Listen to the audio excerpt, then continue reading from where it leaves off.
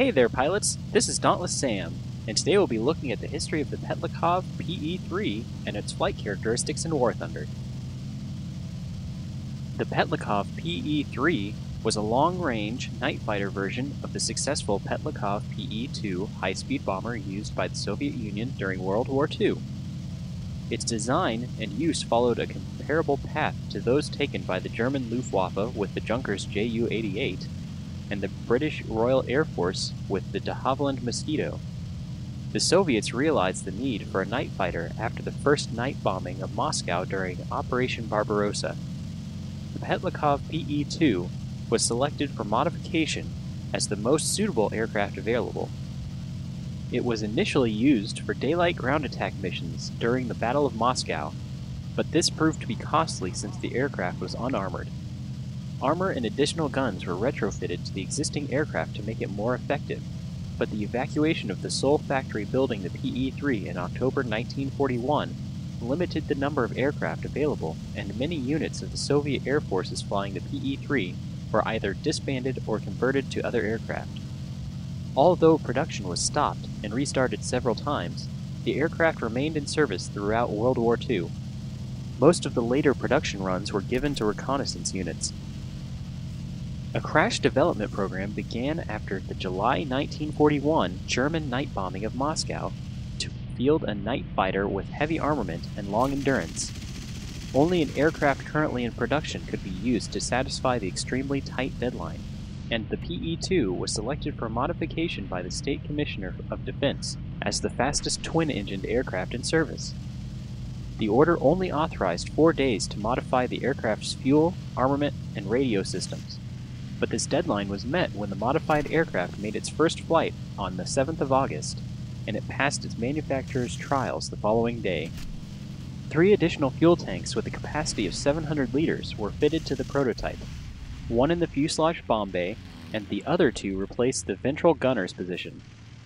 The nose armament was reinforced with an additional 12.7mm machine gun with 150 rounds, and a fixed 7.62mm machine gun with 250 rounds was added to the tail cone.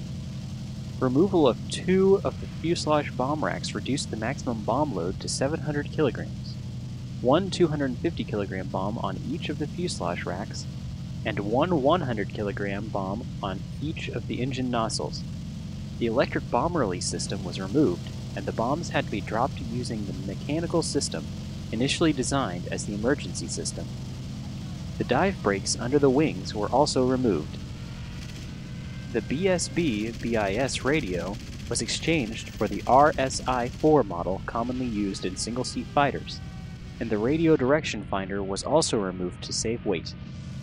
The prototype weighed 5,890 kilograms empty, and it had a normal takeoff weight of 7,800 kilograms, slightly heavier than the version of the Pe-2 then in production. During testing, it demonstrated a maximum speed of 530 kilometers an hour at 5,000 meters, a service ceiling of 9,000 meters, and a maximum range of 2,150 kilometers. This was considered adequate, and factory number 39 in Moscow was ordered on August 14th to build 5 production aircraft for delivery by August 25th. This process proved difficult because drawings had not been made for many of the new parts, and they had to be fitted by hand, slowing the production rate.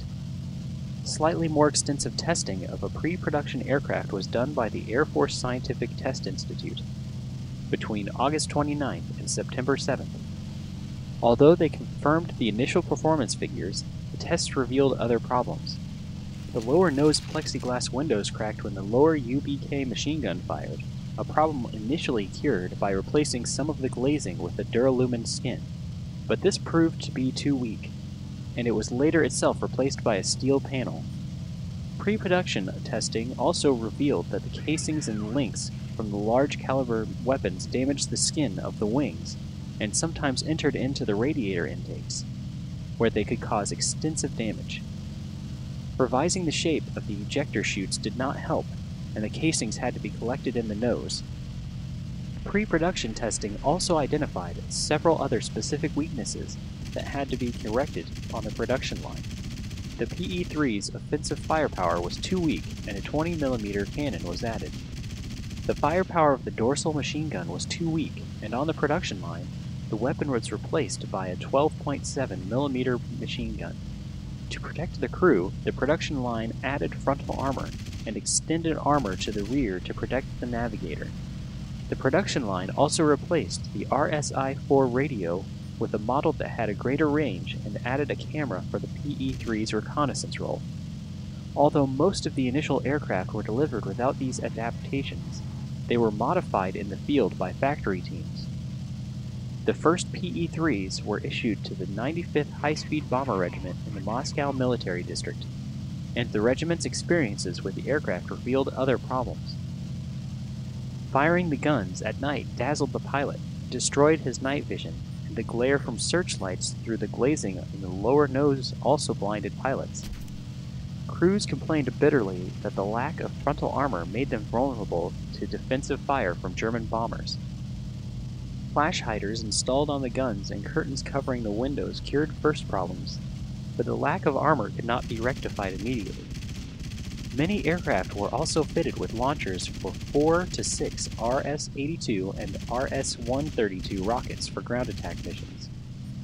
Another common addition was a launcher for a DAG-10 aerial grenade mounted on the tail. The Petlyakov Design Bureau addressed the concerns in September, and they were tested in the PE-3 prototype between September and October. The armament was upgraded with 250 rounds provided for each of the UBK machine guns. A 20mm cannon with 250 rounds was mounted in the nose, and a 12.7mm UBT machine gun with 180 rounds in boxes replaced the 7.62mm machine guns in the dorsal position. Frontal armor was installed, and the navigator's seat armor was thickened to a total weight of 300 pounds. Automatic leading-edge slats were fitted, and the nitrogen fuel tank pressurization system was replaced by one that used inert gases from the engine exhaust. The crash pylon was moved forward 0.48 meters, and the cockpit canopy shortened. Many of these changes were made to aircraft before PE-3 BIS production resumed in April 1942, and combat use revealed several additional problems that had to be addressed in a second PE-3 BIS prototype, which began its state acceptance test in May 1942.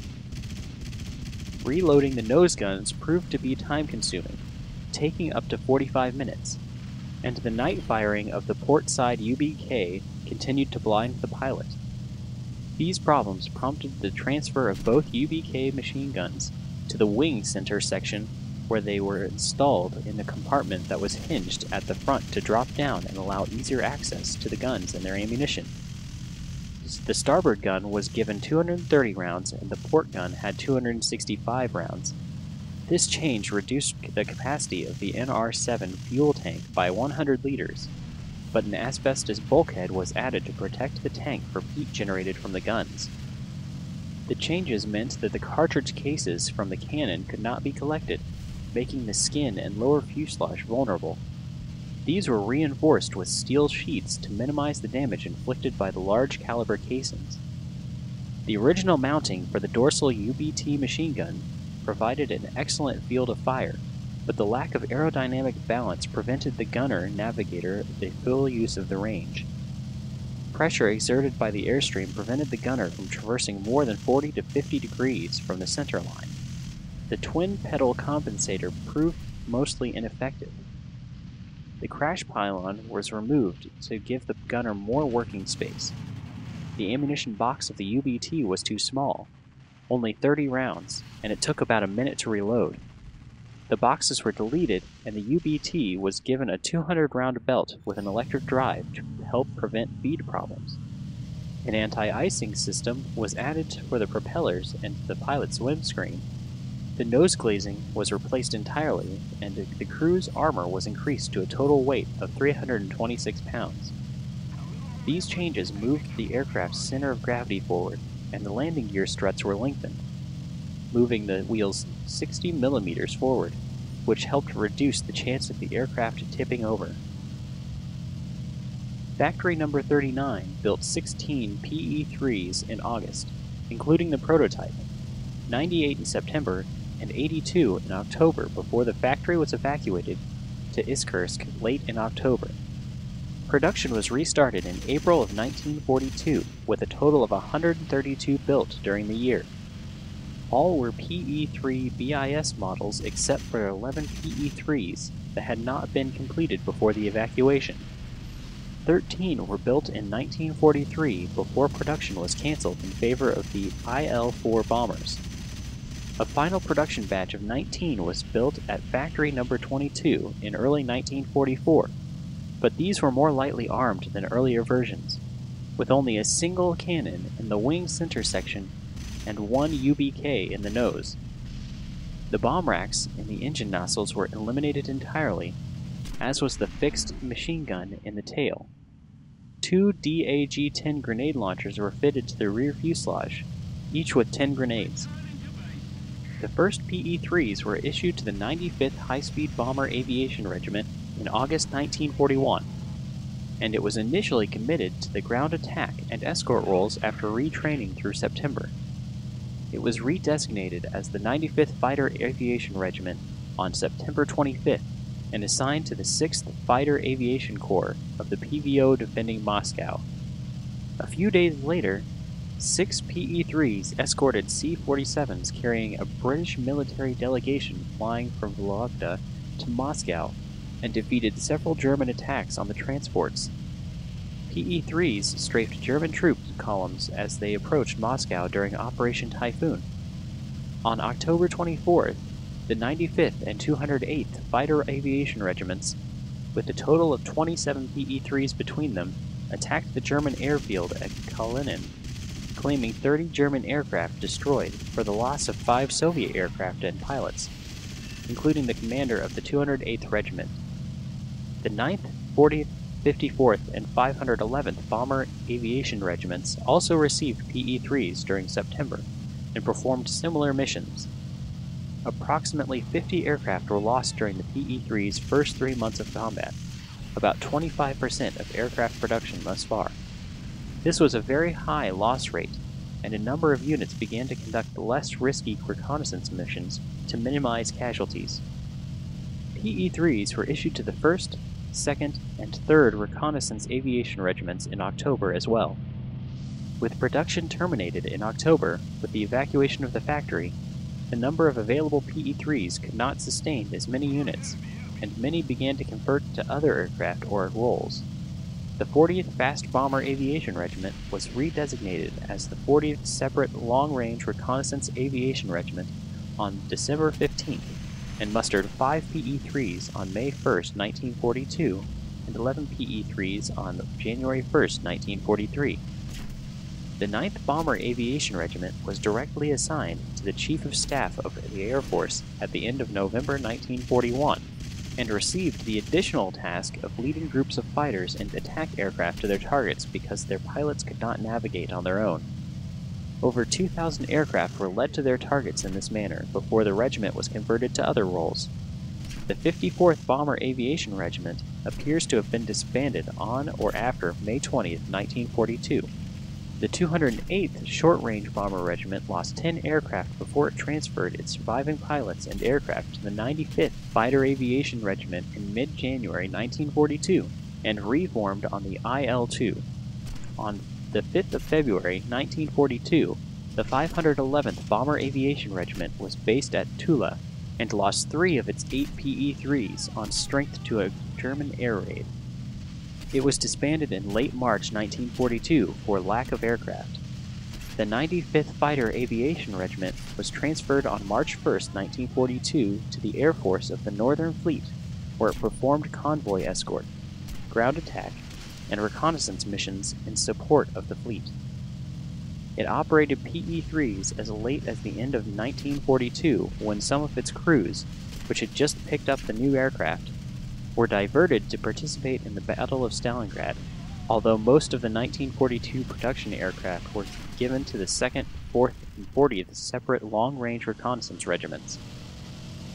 A single PE-3 was captured by the Finns when one had to make a forced landing in the marshy ground near Lake Inari on November 28, 1942. It was relatively undamaged and was recovered, repaired, and placed into service as PE-301. It was converted into a photo reconnaissance aircraft in 1944 before being destroyed by a Soviet bombing raid on the airfield on July 2, 1944.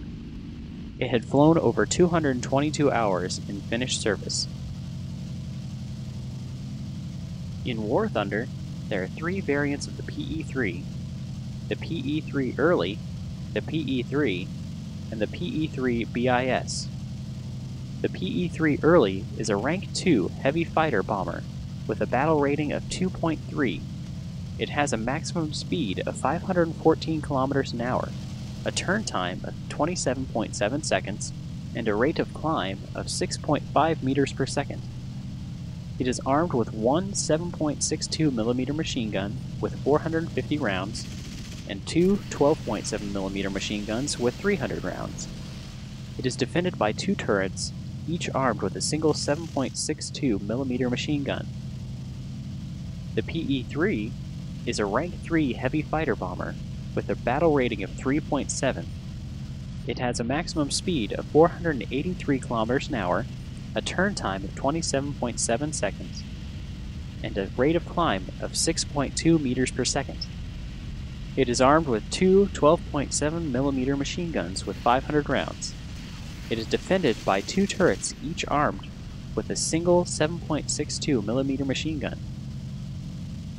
The PE-3 BIS is a Rank 3 heavy fighter with a battle rating of 3.7.